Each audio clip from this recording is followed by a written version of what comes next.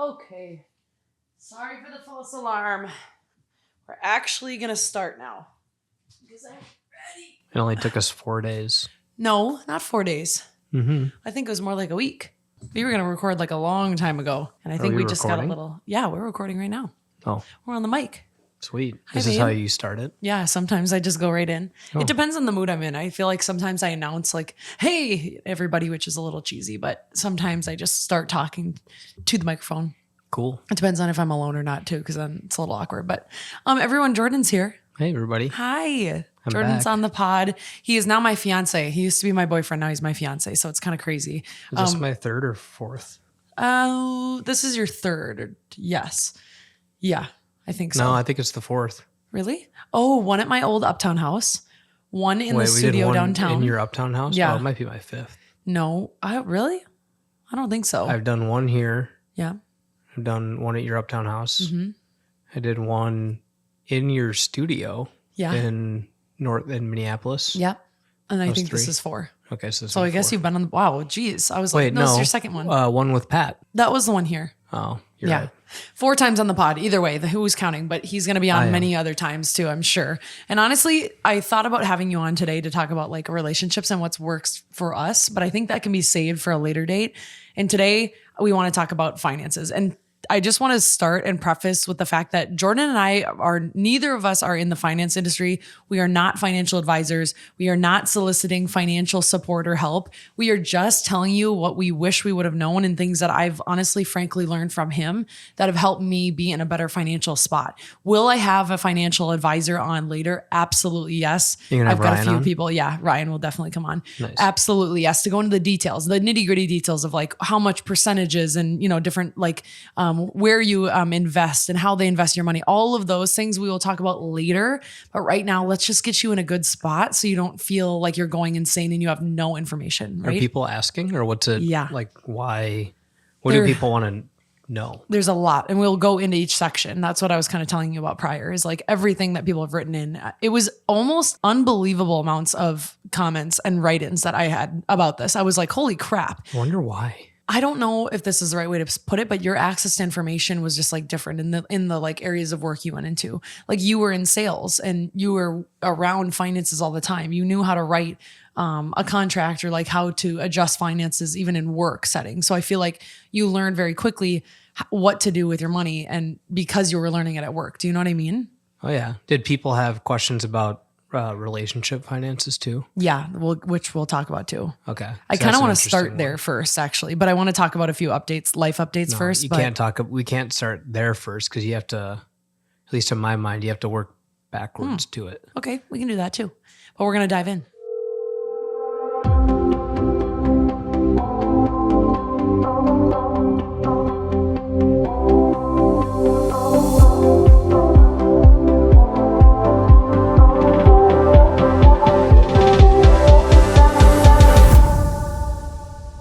Jordan and I also, before we talk about finances, we are getting a puppy in 2 days. By the time you hear this, we'll probably already have had a dog for like a week or so. And I'm just so excited. When's this come out? I don't know. I think it was either going to be tomorrow, literally tomorrow, the next day coming up, or in like a week from tomorrow. Oh, so either way. Yeah. Well, actually, no, if it comes way. out tomorrow. But either way, we are getting a puppy and we are so excited. It's a big decision. Is it the right time? I don't think there's ever really like a right time for adding an animal. Was it the right time to get Scotty? No, absolutely not. Probably not. But we did. And we love him more than anything on the planet. You know what I mean? I'm ready. You're not ready. It's not that I'm not ready. It's just that I have like some reservations that worry me. You know what I mean? Like, Jordan is gone a lot and golfs a lot. I am gone a lot too. So it's just like, I don't know. I get nervous. I'm like, what if, I don't know. But we'll always be gone. Yeah. And we always coordinate well. Whether it's dogs or cats or kids or whatever, we're always like, you just figure it out. Yeah, I know. Also, speaking of kids, one of our little fur babies is crying outside the door right now being a drama queen because he knows we're in here. Do you ever let them in when you do the podcast? Yeah, but then they rub their heads on the mic and I can hear it. Yeah. So, and I know no one else knows what the noise is, so I'm like, I'm not going to call it out. You know what I mean? Yeah, but people love the cats. I know, they're babies. That's okay. Also, we are going to Arizona in like a month. I know everybody was like, what's the update on the wedding? What's happening? Where are you going? We're pretty freaking sure we've decided on the location. Pretty sure, not for sure. And we're going to go look at the end of December. Where are we thinking?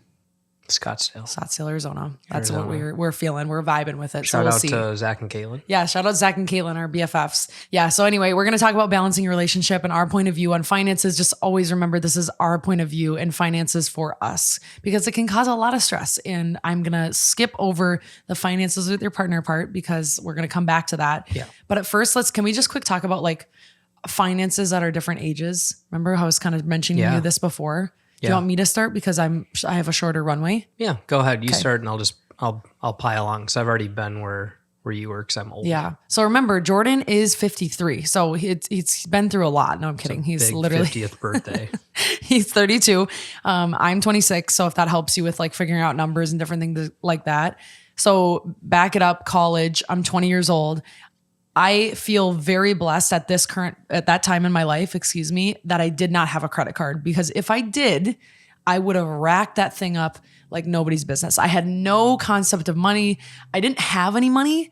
I would literally wait for my Lululemon paycheck every 2 weeks and I would already know what I was buying with that money. And then I would leave myself like $25 to get money from the grocery store. Thankfully, I would ask my mom, I'm like, I need $20. I'm so hungry. And she would send it to me. She'd Venmo me, but no concept of money. Zero. Depending on where you are when you're 20, you were in college, so you're still in that transition phase. I know you didn't think of it like that, but most people that are 20 and in college are still probably, if they are able to, have help or support from somewhere else, or if they have a job in college and they have, it's like that job. But until you decide to make that step into your career, it's just different. I don't think you can really count your college years, quote unquote, finances, whether you're in college or not, until you have what you would consider your career. Well, yeah, I'm being literal though, because I'm just like talking about what my money and my perspective on money was. Because when I say finances and you say finances, it's probably very different because my money, like knowledge and development is still like coming around. You know what I mean? Like I'm still like learning all the things. So now fast forward, let's call it 22. Cause now I'm out of college, got my first big job like offer. So, so it felt. Career. Yeah. Career. You're starting your career. Yeah, exactly. I'm out of my internship. So it's a full-time job. I was living at home. And then on top of that, COVID hit. Okay. So I was making what felt like millions and millions of dollars a month. That's what it felt like. And I mean, I'm you don't joking. Have any rent. You don't have no rent. You're at home. At the time, no car. I didn't pay for my phone yet. I don't think I had nothing. So I had money spewing in.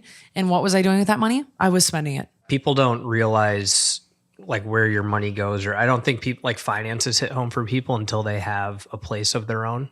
Turn your mic up a little. Turn it up. Yeah, like that. Perfect. Sorry. Perfect. I do have a podcast and I do know how to speak into microphones, but shout out Member Guest Podcast. Member Guest Podcast, you guys. But I don't think that until you have a place on your own or start paying bills that people understand what finances really are. Because until then, it's really just, it's money and you're paying for your day-to-day to get to your job, for your clothes, your food, hanging out with friends. Yeah. But when you have a place on your own and you have bills and you have to literally keep the lights on, that's when people get the oh crap about finances. Oh, totally. I think. I completely agree. That's now fast forward to like 23, 24. I move in my own place. I bought a car. I was on my own for my my phone. I guess student loan payments started back up. All of a sudden, all these things are racking on. Like all of a sudden, the money that I thought I had is not actually the money that was coming in every month because it needed to go right back out. So that's when shit started to get real. That's when I made a lot of mistakes. That's when I was not budgeting. I didn't know how to budget. I didn't even know where to start. And frankly, didn't like have the balls to even look at my finances and be like, oh my God, there's a problem here. And all of which at this time, Jordan is in my life. So it's not like, at the time, he probably didn't know yet. He knows now about like issues that I've had. And the worst part about all of this is that my family different people in my family at the time had financial problems. So it's almost like in my mind, it was worse because I was like, I should fucking know better kind of thing. You might think whether it's your family or friends or whoever, people almost always go through money problems at some stage in their life. And I think you don't realize what it is or what may be impacting it until you go through it. So like, you may have a family member that goes through something financial. Well, is it due to their house? Is it due to their job? Is it due to health problems? Right? Like there's so many things that can cause financial issues and stress, and they might not all be related. I mean, some of it's just the economy. Like generally speaking, like we're either in a recession or going into a recession, and those are really big words that your finance people can come on and talk about the macro stuff. Yeah, I know, but exactly. I think like on this scale thing, you can just, if you think about back to like 4 or 5 years ago and then to now, just think about how much stuff costs in your day to day and how much kind of quote unquote funny money you have. I know. You would look back and be like, I had more money 4 years ago than I did now. Like, Yeah, why? absolutely. I think it just has to do with like everyday spending goes up, gas prices, like all those things. And once you, and this would probably be a good time to dive into the budget thing. Once you start to look at what your monthly expenses are compared to what they were, you kind of get a sense and realization for where you need to prioritize your money. I think the common mistake, because I made it, I saw that you made it, I think a lot of people make is when the money hits their bank account, that's like their cash that they have to spend, and they go and spend it. Yes. And they're probably already spending it before it even hits their bank account, where... Meaning on a credit card, obviously. Well, it could be credit card. It can be whatever. You're just spending the money that you think you have. And before you even get into interest rates or anything, I think the best advice to give people is work backwards from what are the things you have to pay. So for most people, it's their rent. Like that's the big one, right? Yep. Like where you live is a really big thing. Typically people have a car. If you don't, awesome. Or if you paid it off, even better. But like car, your house bills, internet, cable, electric, all of those types of things. And then your like other, standard monthly routines. This is the exercise we went through. I said, I don't care if it costs $3. What are the things that come out of your account every single month? Because if you have 50 things that are $3 a month, that's $150. You need to account for that. Yeah. By the way, what Jordan is talking about right now is a budgeting exercise that we've done together when I like shit hit the fan for me, which I'll talk about how that happened, but we're diving into the budgeting piece. And I'm going to link in my bio the bald version of, I don't know why I looked at you and said bald. And it blank version? Made me want to laugh. What do you? I don't know. I don't know why. I know I have lots of hair. He has a lot of hair. He's not bald. I don't know why I looked at him. It just made me laugh. I don't know why. Okay. Maybe I pictured bald. I'm going to link the blank version of the Excel that we did together in my link in my bio. You can go and download it for free. There's no catch or anything like that. I'm just going to give it to you because it changed the way I look at finances, and it helped me astronomically more than any other thing, any other budgeting exercise that I have done prior. And it's not rocket science. It's like not. Pretty much I would say every banking app, or there's like a million apps out there that do this. I just think when you do it on your own, it's kind of like when you listen to a book versus reading a book. Like when you're holding it and you're doing it, you take more in and it becomes more real. So I just like doing it that way, even though I hate spreadsheets. I typically like to have apps and stuff that automatically does it. But for money and budgeting, I feel closer to it when I do it. Yeah. So you'll understand this more too. It's really good. So break it down in the most simple form. Take all the things that you have to spend monthly and just write them down. And that's going to be a number. Yep. And then whatever money you have coming in every single month, whether it's through your job or side hustles or whatever, tips, anything, put that somewhere. And like, that's the money that you have coming in. And before you do anything else, take away what you have to spend every month and take that away from what you make. And then that sum that you have left, you can now kind of understand proportionally, am I overspending? Do I have enough for my groceries? Do I have enough just for daily living? Am I saving anything? Yeah. Right. So that's like the most basic form of it. And then when you start to go, it's easier just to understand what's coming in and what's going out. And you can understand realistically, like, oh wait, weird. I can't save $500 a month because that doesn't even add up. You know what I mean? To like how much I have going out originally, like right out of my paycheck, because it's my automatic expenses. You know what I mean? So, because I think a lot of people we get told, oh yeah, save X amount. And you're like, okay, but do you even have enough money then to live? That's where you have to start working backwards. So if you just do those two things, now you got to get into the hard stuff, which is, I think the general rule of thumb is 50, 30, 20, which is 50% of your money coming in is used for your monthly expenses. Yep. Okay. Then 30% is daily spending, all that type of stuff. And 20% is savings. Okay. I've also heard 70, 20, 10. I mean, it really just depends on, how you want to save and budget. But again, generally speaking, those would kind of be the general realm, like 50% of your money. And also the other thing people need to take into consideration is what like your salary is or what you make hourly is not what you take home either. Holy crap. Depending on what state you're in, you obviously have to pay taxes. And then if you're fortunate enough to have like a company that might match your 401k or your benefits or whatever it might be, those also come out of your account or your paycheck. So health insurance. Yeah, I mean, there's so a bunch things. of stuff when you look at your check. Hey, you little poop nuggets, it's Candid Soph. I miss you guys so much. Seriously, my poop stories just don't hit the same without you. And we know change sucks and we know it's risky, but the biggest mistake you can make is being afraid you're going to make a mistake. So we honestly just trusted our gut on this one, and we miss you. Straight Candid misses you.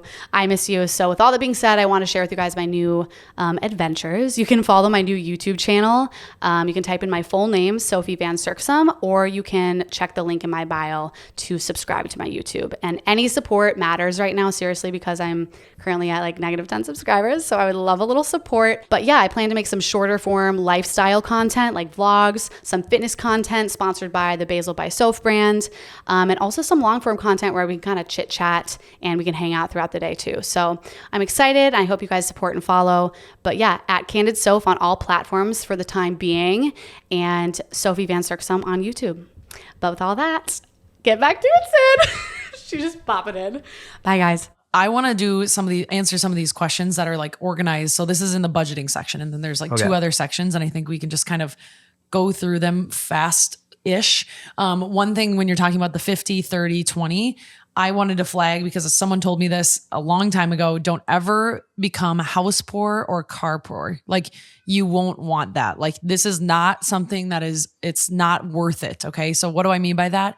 Let's say I'm making $1,000 a month. Let's just make it easy. But my rent is $800 a month.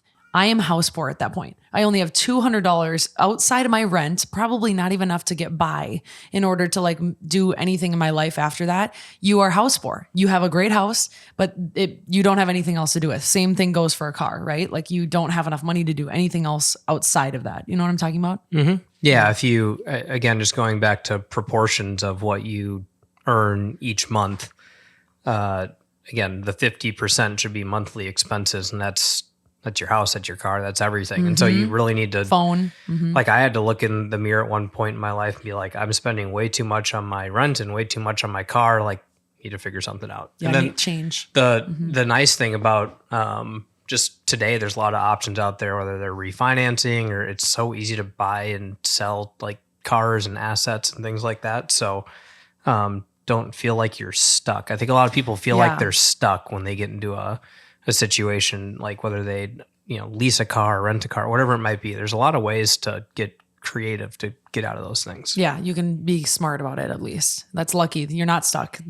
That's the hardest part is feeling stuck, especially credit card debt, which we'll talk about in a second. But okay, so this one says, how do I know how much to spend on life and fun? I don't want to stop living. That was a very common question. I know we talked about the split a little bit. I don't know that there's like an easy way to say this much versus that much, but I would say you have to only spend after the fact of like, did I get through all my expenses? Did I have a little bit at least that I'm proud of that I put away in savings, even if it's $50? Then am I splurging more frequently than I probably should be? And is it making you uncomfortable to spend on these life experiences? So like if the trip is going to put you in a poor financial situation where it's going to take you like 2 months to pay it off your credit card, it's probably not a good idea to go on the trip. But if the dinner is affordable and you have like $40 in your bank account and you want to splurge a little bit and get like the fancy drink, get the fancy drink. And as long as you feel okay about it. I don't like ever telling people what to do with their money either, because some people may like to have a super nice house and super nice car and then not do things elsewhere, right? Like you can do whatever you want. I think probably the question people are trying to ask is like, at what point am I overspending? And you just have to, the way that I think about it in my head is I prioritize kind of what I'm doing for the either like week or month at a time. Like if I have a trip coming up, probably not going to do anything crazy for like a week or two. Yeah, exactly. And if I don't, then, we can go out to our favorite restaurant, Porzana in Minneapolis. So I think just people need to look at that. And then the other thing, like if they are doing the, budget spreadsheet. Yes. The thing that I did on there was I started to look at, after all my stuff, saving all the things that I want to do, what is the amount I have left over per week in cash before like break even? Yeah. And I got to a number, and I'm like thinking always in the back of my head, okay, do I have this amount to spend this day or this week? Like at the end of the day, it's just a really big math equation. Yeah, right? exactly. And that's what you're doing. That's how your brain works. So not everybody's brain works like that. But it makes it a little bit easier if your brain does work in a math way. You know what I mean? Yeah, if you can get, even if you don't work in a math way, when you just kind of start to understand, it's like me starting to understand food. Like now, once you understand it, now it's just kind of in the back of your head, and you can balance it more. I definitely know I'm balancing it more. The last question in this section was emergency fund. Like, how much should I have? And I've heard so many different like things about this. I've heard 10K, I've heard 15, I've heard 9 months worth of your expenses, or like, the ones that you cannot control because they're automatic, like house, car, phone, etc. I understand that it is hard to get there because I've made poor decisions to save in other areas and not have an emergency fund, which is something that I'm going to work on right now, like in the present moment. But those are the things that I hear about for an emergency fund. It shouldn't from be. My smartest it friends definitely shouldn't be a number. In my opinion, shouldn't be a number. It should be a month's worth of expenses. A month's worth? It should be months worth. So 3 months, 6 months, or 12 months, like somewhere in there. You should feel comfortable knowing if everything. If you had a family emergency, if you had a health issue, if you lost your job, whatever it might be, that you can, have 3 months worth of living and not have to worry about that, and then. Over those 3 months, you have time to figure things out. That's what I think. Okay. No, I like that. I think I've heard like basically the same variation of that over and over again. So $10,000 to a 60-year-old means not the same thing to a 20-year-old. Yeah, exactly. So like just giving a number, I don't think is relevant. No, I like that, babe. I really do. I want to talk about a few other different areas, and I want to just call out too that I polled you guys and 73% of you wanted financial help. Like that's a lot. That's a high number. So also knowing that I'm in the same position where like I need financial help, and like I get support from Jordan and I both have a financial advisor. So like know that even if you feel like you're in a little bit of a despair, you're probably not, and you're not alone, and everyone is trying to just figure it out and learn more. I think it can create a lot of stress. And we're going to talk about like debt and investing and saving. But a few things I wrote down were impulse buying when under stress. I was guilty of that really bad. You saw the packages at the front door. It's way too easy to shop online. Not okay. And I'm guilty of it too. I buy a lot of golf shirts and hats. You do, but like at least, I don't know, you're wearing those every single day. Like I was buying things that were unrealistic, like a random dress that I'm going to maybe wear when I go to Vegas one time. Yeah. Like what, why am I buying that? It was an issue though. It was an actual, like, I think I was having some sort of like shopaholic buying problem for real. It was almost every week. I mean, at some point it's not like, I don't know the right word to use, but like, it's not a diagnosis. It's not like an issue. It's just, it's so easy to buy stuff nowadays, and you have to stop. Like you just have to cut. I don't think turkey. you have an addiction or anything. Not what I meant. It's just really easy to be on your phone and buy stuff that you want to buy. Like the companies and products out there make it so easy for us to buy. Like shout out to Amazon. We love Amazon. Shout out Amazon. It is so easy to buy stuff here every day at the house in less than 10 seconds, right? Like you can buy whatever you want. So you just have to figure out some self-control around those things. Like, do you actually need it? And just the way of thinking of, is this something I want or something I need? And like 95% of the time, it's something you want. Definitely something you want. And if you don't need it, probably not a good time to buy, especially if you have a weird gut feeling, or you have to like quick really fast through the checkout process, or you know that after you do it, you can't check your bank account because you're already in debt. Like those are all tall tale signs of you probably don't need it. I also wrote down in quotes, I will never make enough money. Like I can't catch up. I don't have a break. And I always want to buy things I don't need.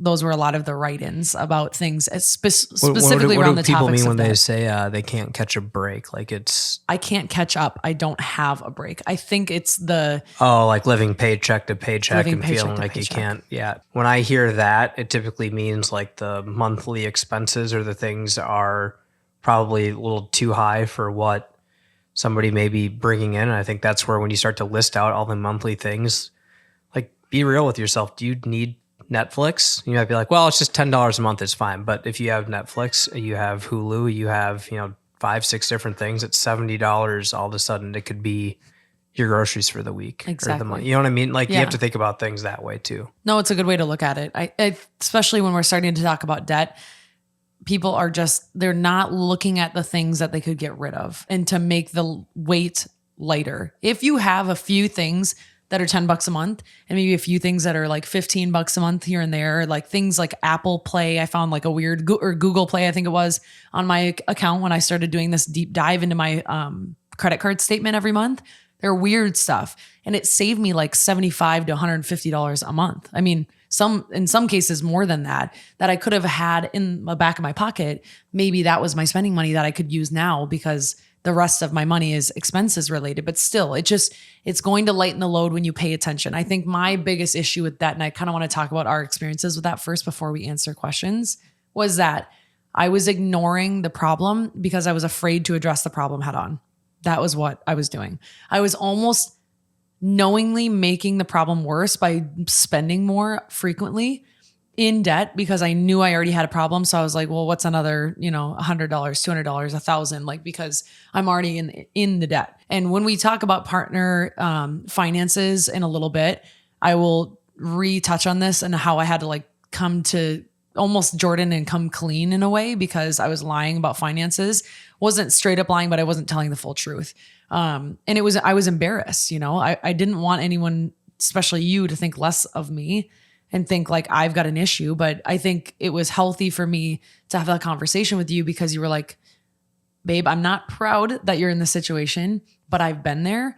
And even knowing that you've been there and you got out was like, oh my God, a weight lifted off my shoulders and that you weren't going to break up with me for it. Yeah, I definitely wasn't going to break up with you, but it's, you're thinking irrationally. I think everybody goes through it at some point in your life. And then once you dig out of it, I think you never want to go back there and you're able to kind of do the things you wish you would have done before. And I imagine a lot of your listeners are that, like, I don't know, probably high school, college, and early 20s listener. Like that's when everybody goes through it because you don't know what you don't know. You're trying to navigate the real world. You go from like making no money to actually making some money. And then you realize like, oh crap, I have to pay for all these things that I may have taken for granted, when I was living at my parents' house or, it's just like life changes and we're all just trying to figure it out. And you can. I don't want to say it's not hard because it can be, but there are like ways to figure it out. And if you just, take a breath and sit down and map out a plan, you absolutely can figure it out. Like I would vouch to say if you're listening to this podcast in some way, shape, or form, like you have the ability to do it.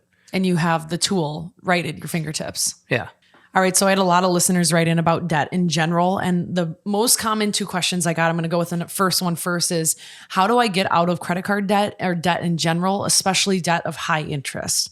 And I would say my advice, my short-term or short-form advice would be to do the freaking budgeting, to cut out things that are unnecessary, and to stop saving until you don't have debt.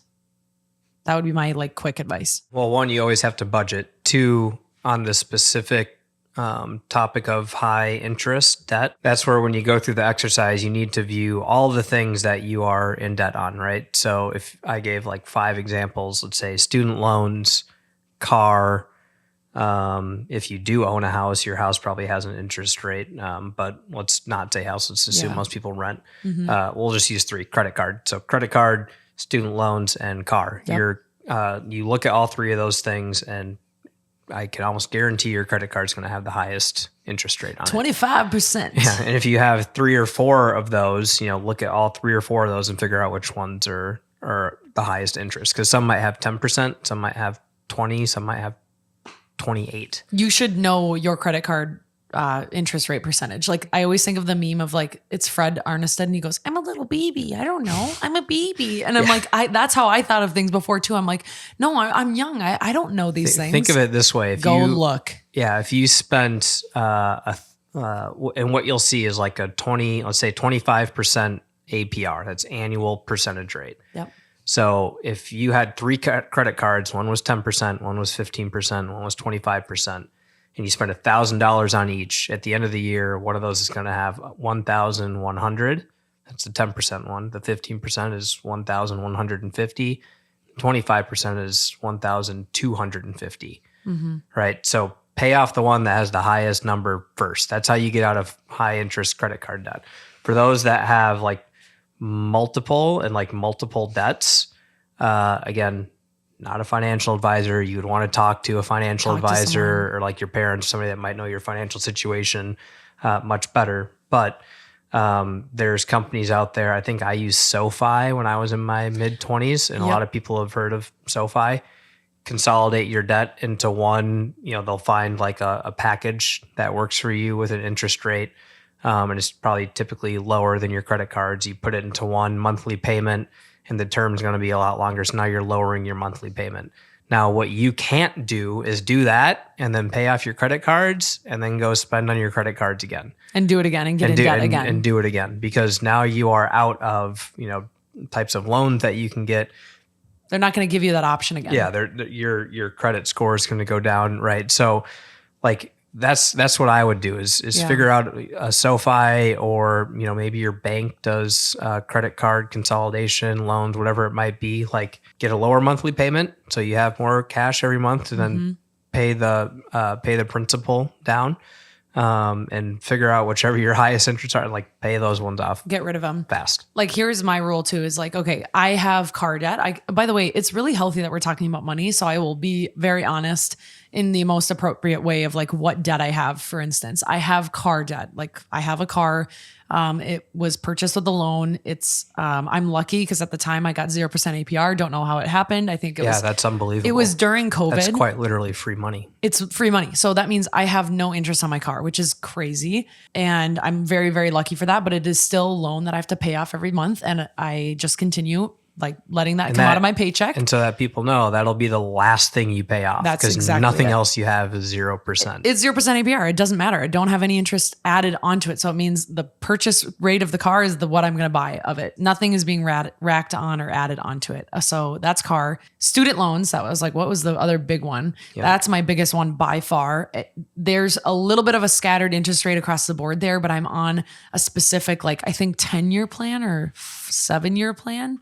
I can't remember for those. I can't remember what it's on. I think it might be 7-year plan, but it just comes out every single month. I will wait until I hopefully, crossing my fingers, get a bonus at work to pay off one of the bigger ones. I know there's a loan in there that has like a 7% interest. It's a lower amount too, but when I'm paying them off in like a lump sum, it doesn't let me put the money towards one. I'm glad you said this too, because a lot of people that are in sales or maybe get annual or quarterly bonuses from their work. Bonuses, they're not a bonus. I know, they're not like a fool around. Yeah, it's not like, oh, I got a bonus at work, I can go do this now. No, like you should consider that as part of your income. Like if you get a quarterly bonus, that's something that is coming in every quarter, or you have like, think of it exactly how you would another paycheck. X amount goes to your monthly expenses, maybe start putting it in that savings, that fund. Like think of it in that 50, 30, 20 or 70, 20, 10 rule that you've come up with in your head. Bonus does not just mean I'm going to go buy a car. I'm going to go buy it. Like exactly. Treat yourself, but it's still money that you should be putting away and saving as part of your income. And don't spend the bonus in your head before you actually have the bonus in hand, because I learned the hard way. Luckily I had not put my credit card down on anything, but this, I got my bonuses taken away at a company I am at. And they just changed the structure, but it made me feel like money was taken away from me, when in reality that money was never mine. Yeah, it was not never yours, there. and then it's really not yours until it hits your bank account, because a bonus is also taxed. Sometimes they're taxed higher than regular income. Okay, this question says, what if I have debt and I'm trying to save? Like the next additional question to this question was, how can I save if I live paycheck to paycheck? And we kind of talk about this. Don't try to save a ton when you're in debt. Granted, you need to have some sort of backup because, for instance, like I've gotten in car accidents, or I had a flat tire, I had to buy a new tire, right? Like different things that are unplannable. At least I would say try to get like a grand or two in backup money at the current moment if you can. The way that I would address this Yeah. is people think about savings as, okay, I'm getting money in my bank account. I need to take a dollar amount and put it into a savings account. You can start a 401k, whether you work for yourself, you have like typical, corporate 9 to 5 job that does a 401k. They're like, no matter what, you can always start a 401k or an IRA. And those are two things that you should get very familiar with if for, whatever reason you're not. Talk to either a financial advisor or just do some Googling on 401ks and IRAs because they're pre-tax money. And in most cases, people that say, you did this too, I'm not saving anything. I was like, well, do you have a 401k? And you're like, yeah, I have a 401k. Mm-hmm. And you go and look at that and like, you've done a good job putting away money that you don't even, again, you don't think about it because it's part of your company or something that you've set up. But that's money that's pre-tax going away every single month and growing that you can't touch till retirement. Yeah. And so you got to start thinking about the fact that you probably are saving somewhere else. Like paying off your debt somewhere is only helping you with how quickly you can save more. Yeah, so true. Unless you haven't started anything, and then if you're in that situation, you probably need to take a hard look at your monthly expenses and what you can cut out or what you can reduce, different ways to do that. But there are different ways to save other than just like, cash that you're putting in the bank, 401ks, IRAs, those types of things. I like that you called that out actually, because I did think that way for a really long time. I was like, no, I'm not saving. I clearly can't. I don't have enough money to save. And you're like, well, yeah, you are, because your 401k is being pulled out before you even get your paycheck. Yeah. So your one IRA too, you were doing that. You didn't even know it. One of the questions. Best advice I ever got. Start a 401k IRA. Do it now. Literally, don't freaking wait. Two of the questions were, do I need a 401k or a retirement account? And do they actually work? Yes. Same one, ditto for Roth IRA. Yes, all across the board. You need it. You should go get it now. Sometimes your company will give you a match or a percentage without you even doing anything, which is even more free money. It's bananas. I was at a company that used to do that, and it was like, what the heck? They're just putting money in my account every single month. Granted, you can't touch it until later, but you need it. And it's so important. And yes, they do work. And yes, they do grow. I've seen them grow just from my time working, which has only been like almost 5 years in the real world. I don't mean to laugh, but I just think it's funny somebody asked, do they work? Well, because I think conspiracy people are like, well, no, invest your money in a house, invest in land. It's that's not conspiracy. So that's where just like the financial conversation can take a different turn to different ways to do things and get creative about those things. And that is very important to understand. And that's what financial advisors and people are for. But you probably wouldn't be making those decisions until you're in a completely different financial area. Is that what you're going to say? Correct. People that we were talking to that are asking for advice on these things were just bringing it back to, what most would consider the basics. Like, hey, I have a job now.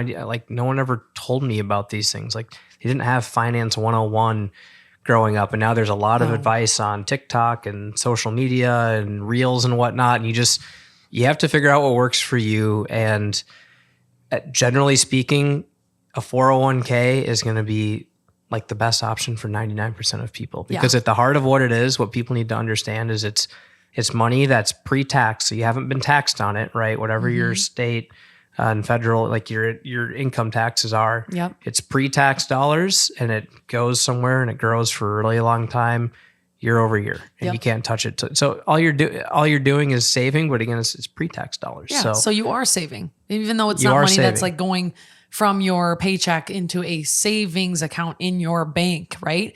Just because you can't see it doesn't mean it's actually not being saved, right? So that's my mindset that I had to kind of change too. And that's also a health savings account, pre-tax dollars. I have a Roth IRA, I have a 401k, and I have an HSA. And I would preach to everybody that they probably need at least two of those. If you can get an HSA, I would get it. It has saved me from dental things I had to pay for. It purchased my Invisalign because I had saved up for a long time. It stands for health savings account. And what they're created for is essentially companies, or I guess you would call them insurance companies, that are saying, we're going to allow you to use pre-tax dollars to do things that help your health, because you'll be a healthier person. So Later, yeah. yeah, like I've used mine at Target when I buy toothbrushes and toothpaste. Like you can use it for those things. I use it for a debit doctor's card, but it's, appointment. again, pre-tax dollars. So sign up for those. That's another thing. Like get that thing. Roth IRA we'll talk about with Ryan later. It's a whole nother thing, but it's got a max amount that you can put away every single month. Don't worry about that if you're just worrying about the basics of savings. Now. I know I'm gonna retract from that, but someone did bring it up. It's hard because it's a rabbit hole, and Someone brought it start up. to go down it. I know. I mean, there's a lot that you can do. I would also, we're going to transition in talking about money with your partner, but I would also like to just say that I have been in credit card debt. I have been without a savings account. I have been living paycheck to paycheck. I was living honestly with bad credit at the time and debt. And someone wrote in right here and they said, what do I do if I have bad credit and low savings? And like, how do I even save if I'm broken in college? If you have bad credit and a low savings, you need to look in the mirror and make a change. Okay. And I don't exactly know what that change is. It's definitely being a budgeter. It's definitely figuring out where your necessary spending is. It's probably cutting back on splurging, like going out to dinner with friends. And at first that's really hard, cutting back on those types of things, being like, I actually have to say no to going to dinner, or I need to eat before in order to even go, because I don't even have money to buy that dinner. And that is okay. And if you're in college saying you're broke, like you don't know what broke is. Yeah. Like we've all been in college and don't make money or maybe make a little bit of money because we're doing, whatever job we had in college and paying, your way through college or whatever your situation is. Like if you're in college, you're probably doing okay. And you're like, there's things that you can do to set yourself up for when you get a quote unquote, again, I don't want to say real job, whatever your career ends up being, like if you're in college, you're not broke yet. There's a lot of things that you can figure out right now while you're still, in your 20s. You don't need to be worrying about saving as much in college. Okay. Like, I mean, you save something so you have a backup and you've got some money on the side, but like, don't worry so much about it. I would just say, like, if I was making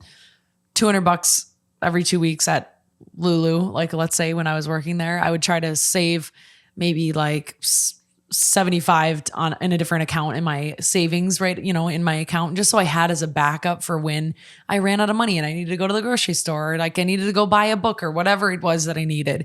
Don't worry so much about the savings for your future. And if you are, you're probably on finance TikTok and you're getting way too deep and you should get off TikTok and go budget. Here's like kind of like the recap of the 4 things I wrote. Number 1 thing to do is get rid of debt, especially bad credit card debt. Okay. Number 2, make a budget sheet that is attainable and follow it. Number 3, do not ignore your credit card. Only spend it if you have it in your checking account or it's actually money that you have. And number 4, break the old spending habits that don't make you feel good. That's kind of like all encompassing of like debt, savings. We are not going to get into investing because that's way too much going on. But I'm glad that people asked about it and I will get you those answers too. But I want to talk about finances in relationships because that's something that's obviously very real to us. We deal with it. I talked about having to come to Jordan. One of the lowest moments. I felt so anxious. But here was the problem. I was already anxious about something that I felt guilty about, but I wasn't making any active changes on getting out of debt. I just felt bad about it and I felt guilty. That's when I really needed to look in the mirror and be like, you, my friend, need to make a change in your habits and grow up a little bit and budget and be smarter. And I needed to ask for help because I felt stuck. And I did. And I asked you for help. Yeah. And you weren't, I don't think you were as far away as you thought you were when you sat down and looked at all of it. You were just making bad decisions about stuff that you didn't really need. Yeah. But like now you're fine and not much has changed financially, right? Like, again, you got to put things in perspective and you have to sit down and have the really hard conversation with yourself. And I had to do this when I was, it's probably about your age, probably about 26. I had to make a change and, you have to kind of clamp down for a little bit. And so that's really all you had to do. And now you feel a lot better about it. And again, it's not like a bunch has changed for you. It's worse when you know what you have to do and you're not doing it. And that's when I realized, okay, I'm actually not in a bad place anymore because I know what I need to do and I'm doing it. And it's sometimes that, getting out of the hole is slow and it feels very like dooming and looming, and you're like, oh my God, when am I going to not have this issue? But it's like, it's just a part of it's a part of growing. What's 6 months being absolutely having no money on the side to, the rest of your life being in an okay position? Break the habit now is all I'm trying to say. Finances with your partner. It's different. It's weird. It's weird to share that because it feels so intimate. Like we don't even tell our closest friends, I feel like, when we're maybe not in a financially good spot or what we make at work, and we're real about it. But I will say, once we broke that barrier, it made us that much more close and understanding of each other and feeling like we're on the same page and knowing like, okay, Jordan is older than I am and in a little bit of a better place in his career because he's further along. He now understands that of me. I feel like I don't have to pretend like, no, I'm good to go to Porzana, like when I have no money. And we can have like real conversations about like, hey, actually, I don't think I can go and spend that tonight. Or, maybe now is not a good time for us to go out to eat or those types of things. Yeah, I probably wish we did it sooner, but probably. We waited until after we were engaged. Yeah. Which makes sense. I mean, if you're going to get married and commit your life and family and do all those things with somebody, you should probably be able to share money as well. So I think timing wise, yeah, I wish you did it earlier, but at the same time, after you're engaged, I think is totally fair. Fine. And the way that we approached it, and I don't know if I just came up with this or saw it, but everything was just relative. Again, it's just a math equation to what you and your partner make. If you, again, have your kind of basic principles and then you just combine the money, you still have the things that, I have to pay for monthly and that you have to pay for monthly, and certain things of that we share and other things we don't share, but we're both equally proportionate to what that is. And then, we decide, okay, here's what we spend a month on groceries. So, that's 50-50. We both put the same amount a month towards groceries and, all the things that we do and share together. And then you have your money that you do, I like to golf and you don't like to golf. So I wouldn't expect you to pay for my golf trips. And don't expect me to do that. Yeah. And I probably wouldn't pay for your, bananas and cute coffees that you get every single weekend. I get that you want cute coffees that you don't drink from cute coffee shops. So I don't drink them? Do that. No, you don't. You just leave them around. Okay, but I end up drinking them. It just takes me all day. Yeah, but no. You just let them get cold. Called out. These are some things that people wrote in about their finances with their partner. So this one says, I get so anxious talking to my partner about money. Another one said, I'm just straight up money anxious.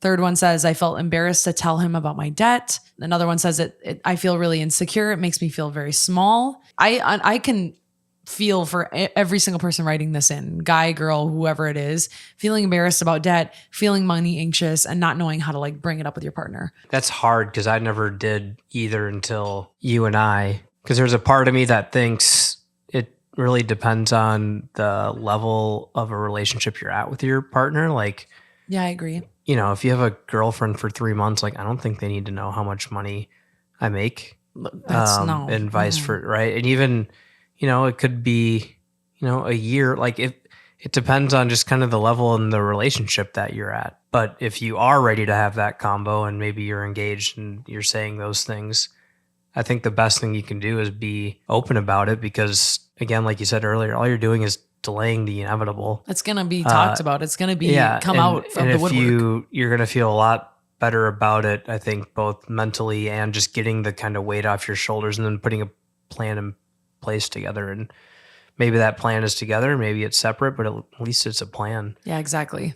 You just can't be afraid of doing the thing that is going to end up needing to happen anyway, especially when you're getting married to someone. Like Jordan knows how much student loan debt I have. He knows how much my car debt is. He knows at the time when I had credit card debt, how much it was. He knows all of those things because we at one point soon in the next like 2-ish years will be together. It's going to be like hours together. So I would never want to set him up for failure or blindside him.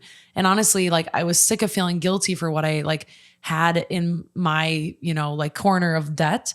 And then only come to find out that like, oh wait, what, car debt isn't bad? Like student loans aren't bad, debt, as long as they're being paid off every single month on a perfect cadence. I had no idea. And in fact, it made me a lot more money smart And it brought us closer because I was like, I'm not hiding anything. You know, I felt like I was hiding something from you. I guess I could see why people would want to, or why people would think that. And again, I think social media has a lot to do with this because all the videos I see out there, it's like, you know, they walk up to somebody on the street and how much do you make and this and this. And they're like, I make $240,000 a year as a tattoo artist. I'm like, holy cow, it's badass. Freaking sweet. But I don't know how.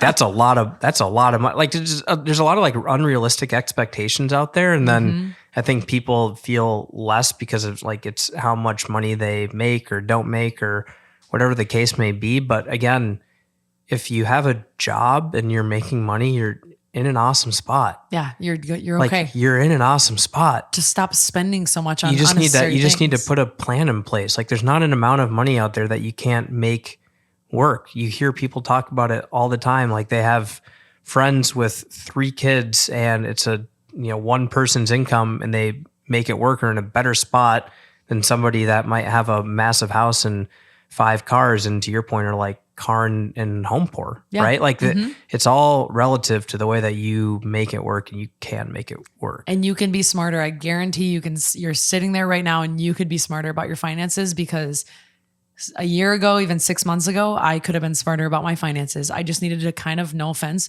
grow a freaking pair, look at where my debt was coming from, look where I was spending on food. I feel like that was one of my bigger issues. Just eating out. Eating out, yeah. Just eating out in general. Food. Yeah, exactly. Yeah. Also, that didn't align with my values, you know? Like one of my values is health and yeah, but you eat out healthy and you like to eat. You like restaurants. I like restaurants, but no, I was gonna say is like one of my values and one of my goals was to cook more and learn how to be a better cook. Which haven't you noticed? That. Yeah, I have. We cook a lot at home now.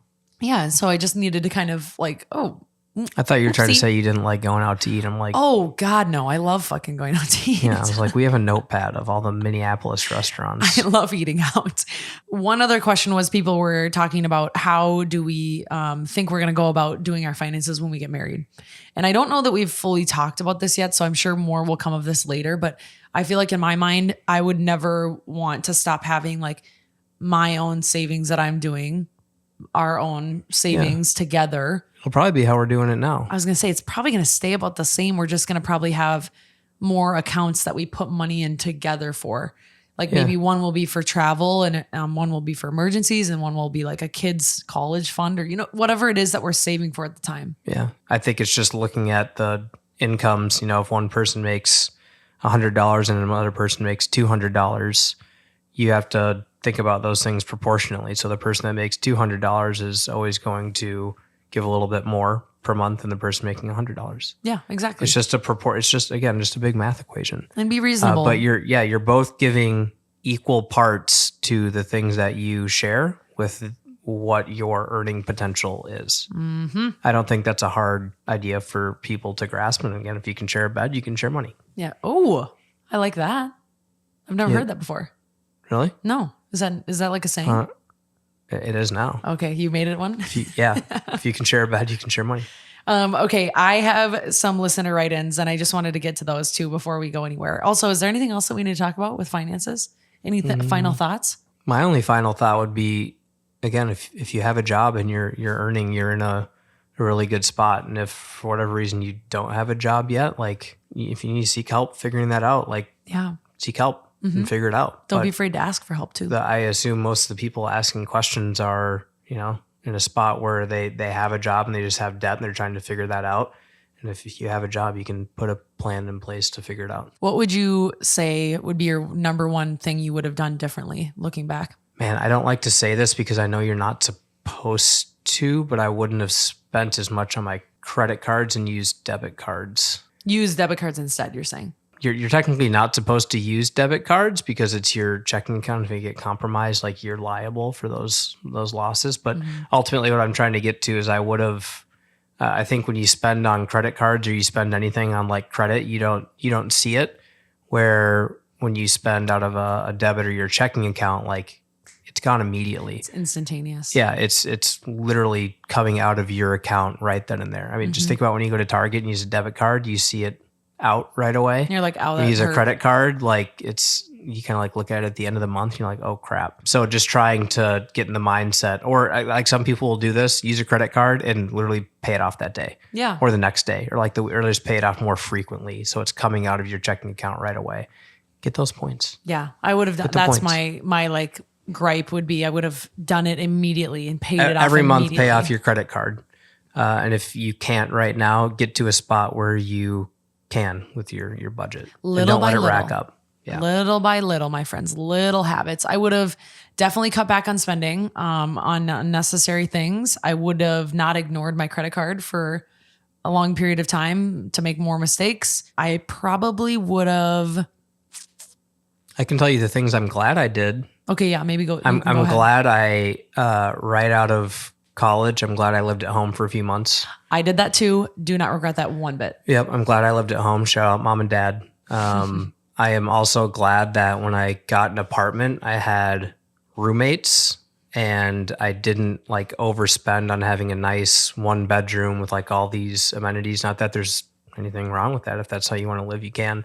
But I'm glad that I had roommates and that we split stuff and that like you go through that, because I think it's important. Me too. Even though I had rats in my apartment. And the one that's right in the middle, I don't regret leasing a car, even though it's the dumbest thing that you can do, because it was my like, I had just beater cars. My parents are going to laugh because I know they'll listen to this because they listen to your podcast when they listen to mine.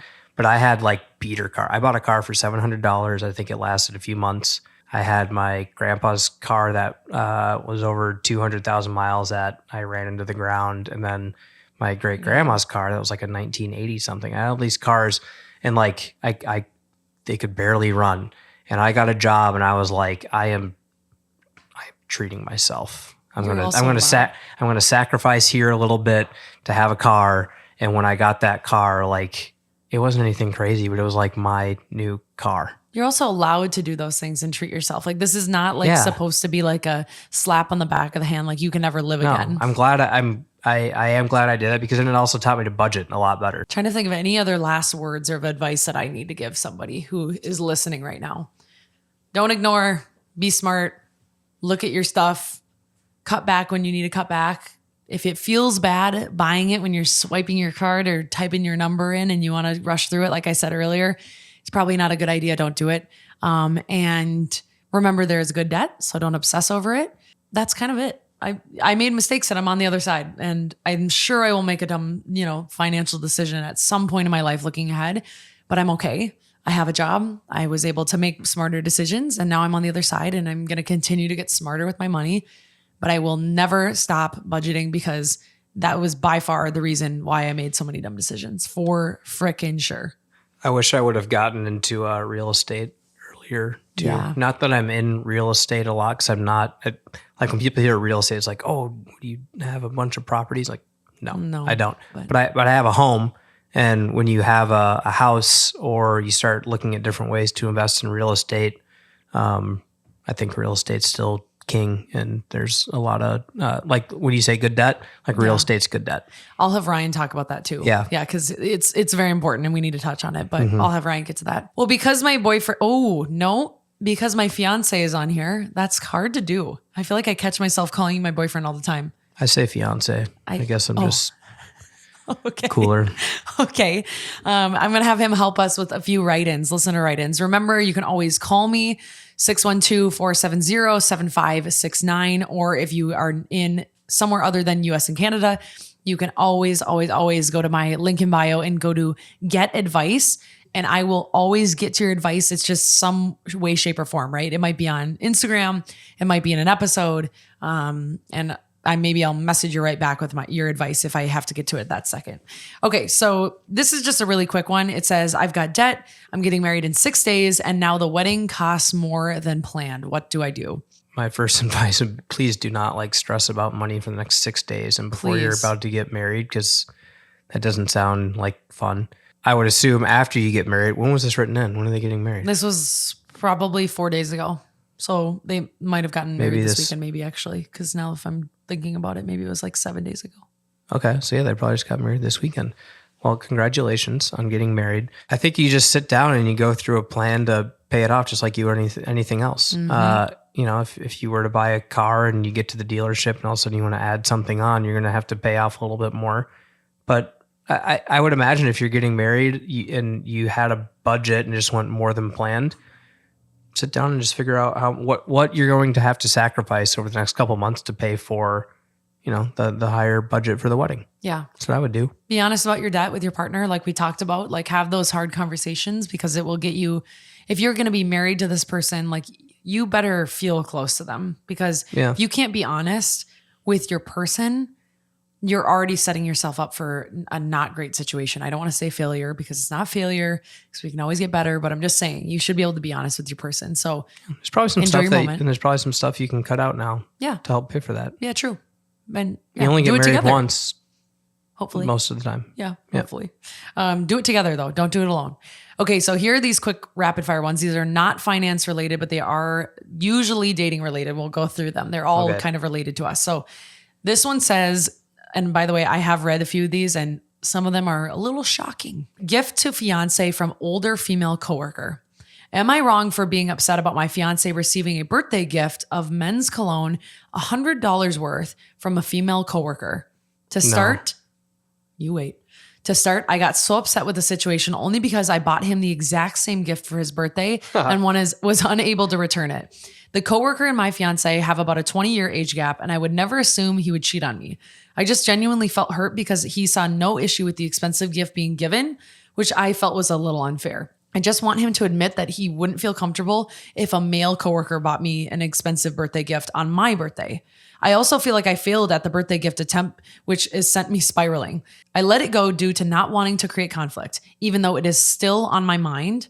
Am I crazy, or am I just people pleasing by keeping my thoughts to myself since he doesn't care to listen?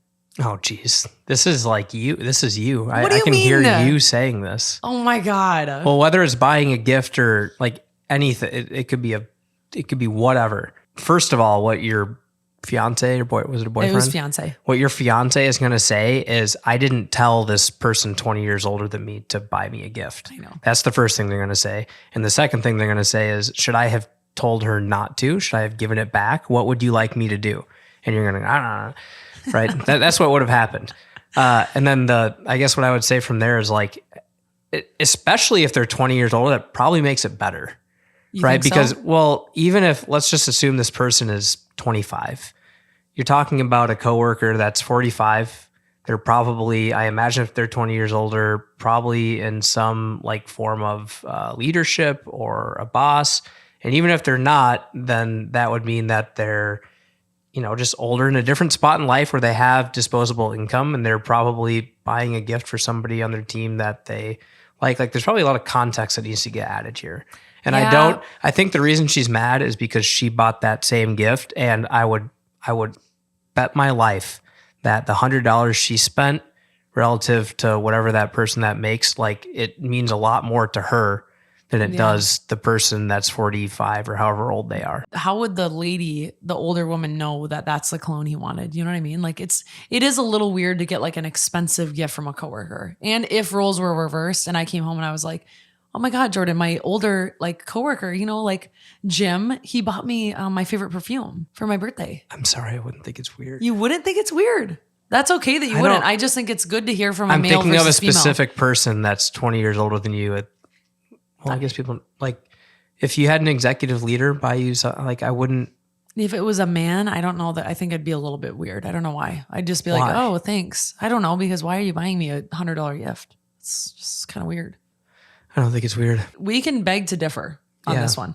I think understand. You'll realize the older you get, the more normal it is. Well, I just think it's the expense of it, maybe. I don't know. We can That's what I mean. to disagree on that. When you're 45 years old and in a different spot in life, a $100 gift might be something that to that person isn't as much, again, to like what who might be in their 20s. That because a $100 gift is a big deal. I'm lucky in the way that like I work with and for a lot of female leaders, and they gave me, a nice present, a gift card when it was my, I think it was my like 2-year anniversary.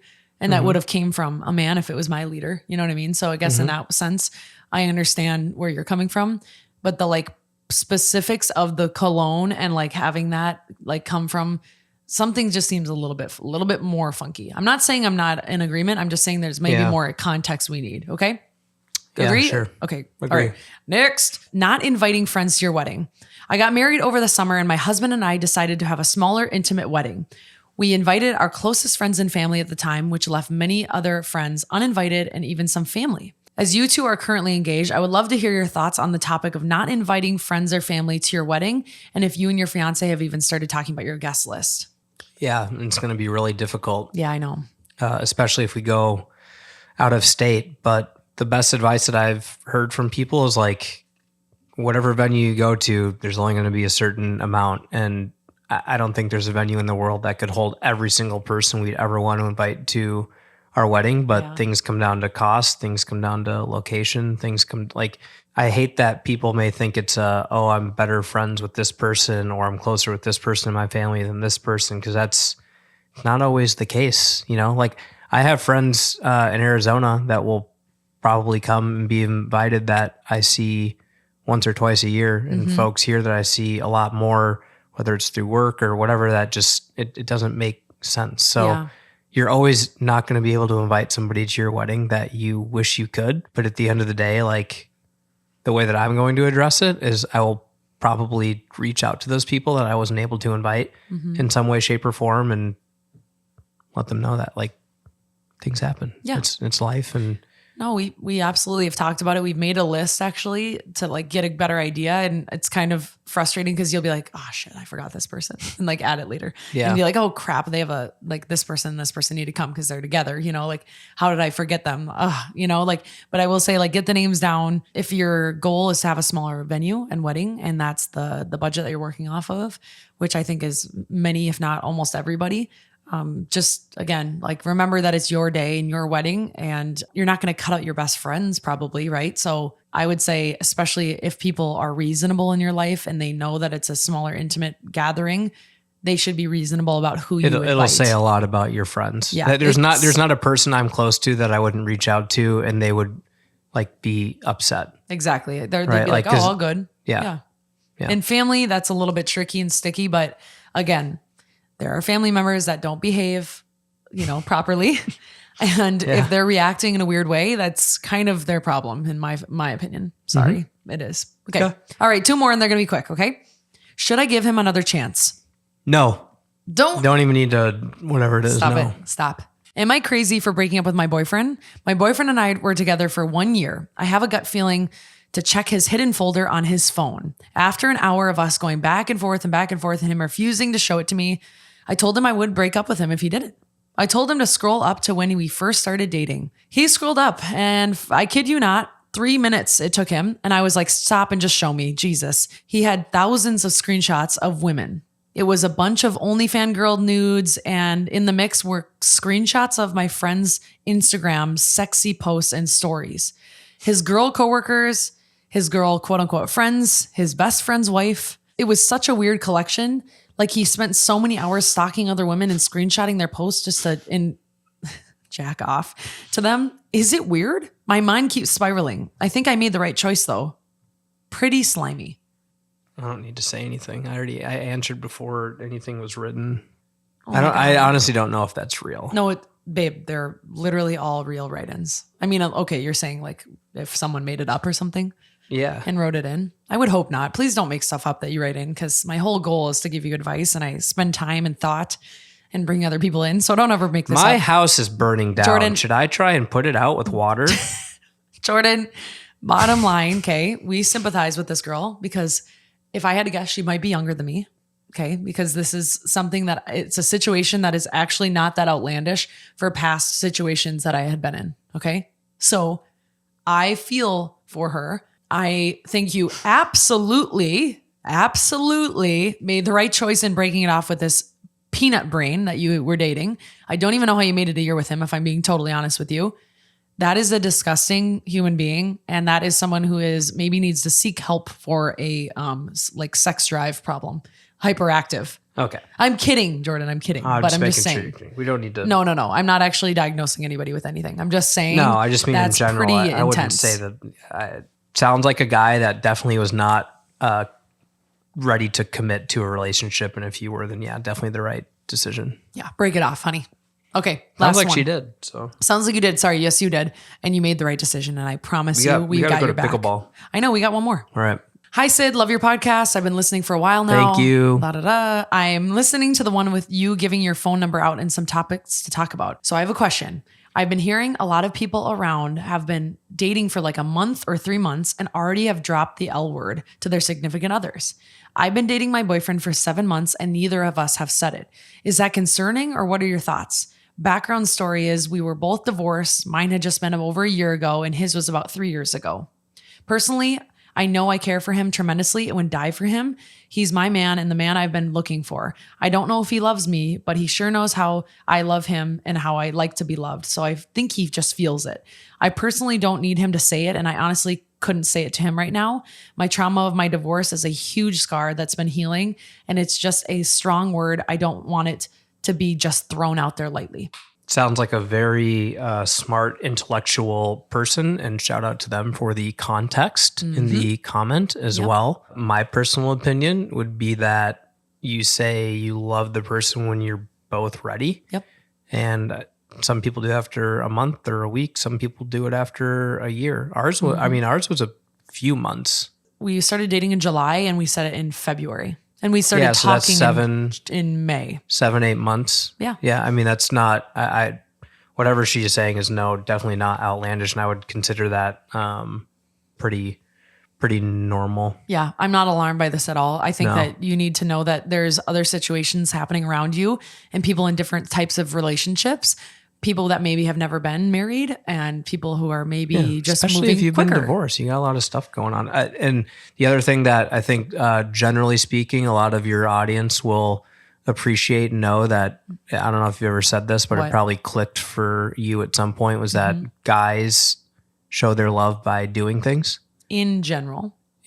Mostly in general, but like if that person has been with you for 7 months, is doing all those things with you And making you feel loved. and making you feel loved, Yeah. that probably means that they love you. Guys show how much they love you by doing things, by providing, by just generally speaking, doing things for you. It's harder for them In to general. say they love you. Yes, in general, right?